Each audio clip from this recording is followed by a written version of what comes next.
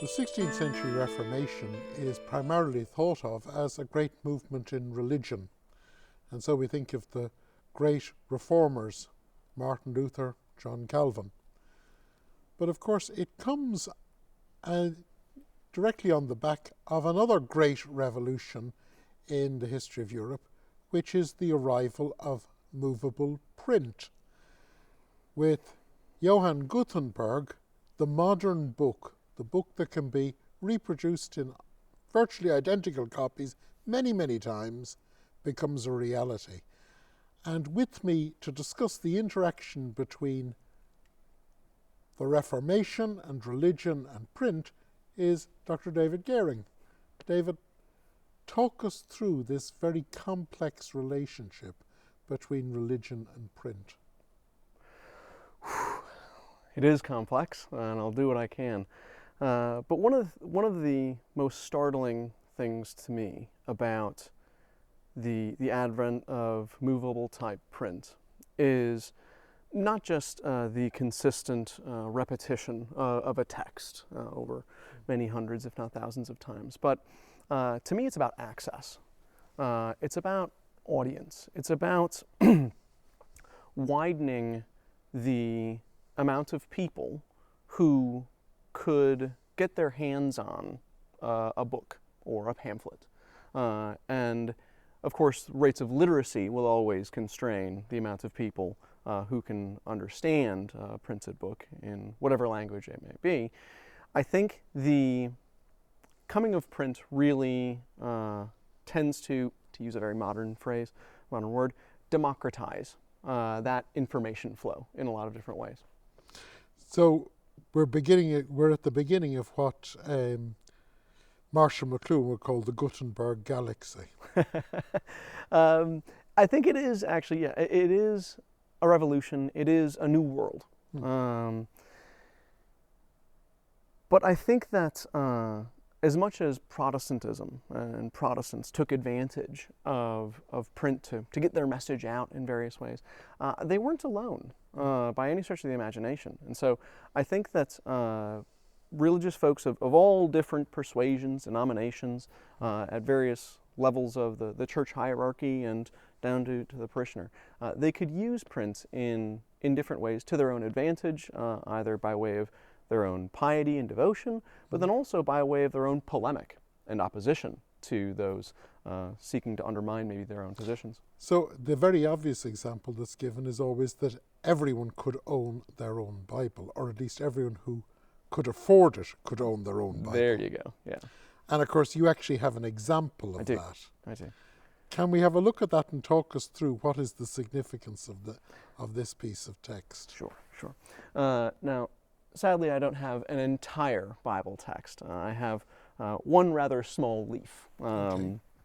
But this is a leaf from a Bible printed in Paris in 1526, and it's from the book of Genesis. And we can see it's a very small text, small Bible. So relative to, say, the Gutenberg Bible, which is a great big monster, something like this would have been significantly more affordable.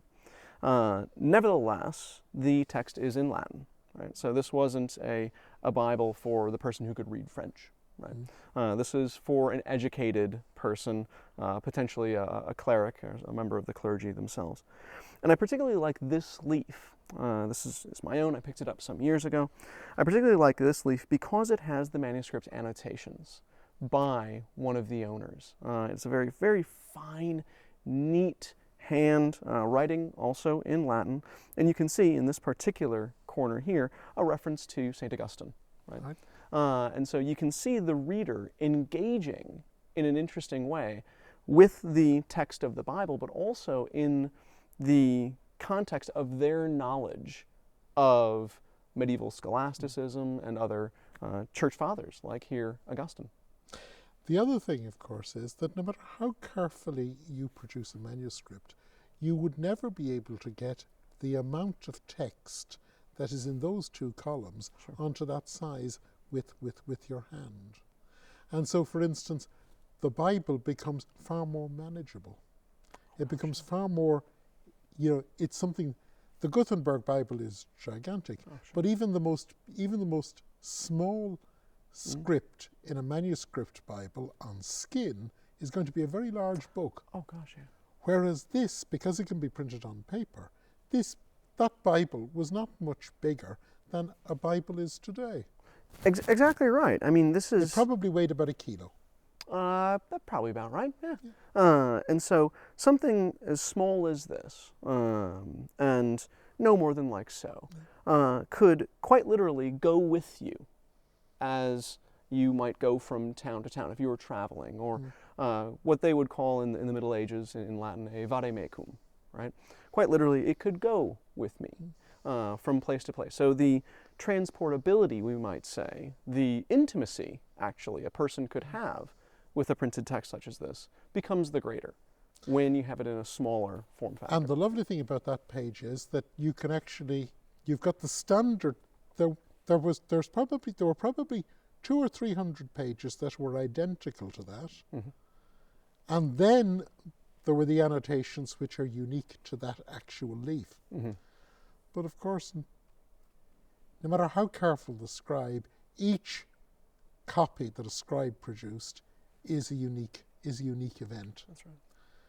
And of course, the very fact that there were maybe 200 or 300 uses of that type before it became blurred and unusable, it created an image that there is the text of the Bible. So you get the whole Erasmus thing. There's a standard text. Mm-hmm. And of course, on the Catholic side, there's equally the idea that there's now a standard uniform liturgy. Mm-hmm. So the whole experience of the Bible is shifted through the standardization of type, and the whole idea of ritual is shifted by the standardization of type. I agree wholeheartedly. The notion, the medieval Vulgate, the notion that the Vulgate was a stable text actually breaks down the more medievalists look at it. You can see variations all over the place. But you're exactly right. With a more standardized Latin text, here a Latin Vulgate, but in a standard print, it becomes much more consistent over time.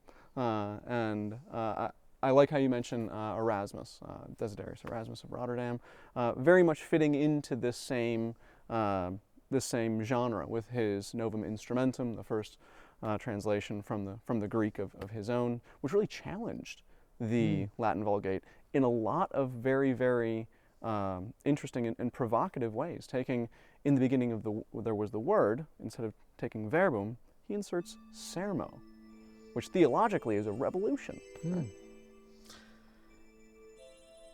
The whole area of the role of print in religion is a giant one, but thank you for this lovely little introduction to this vast topic.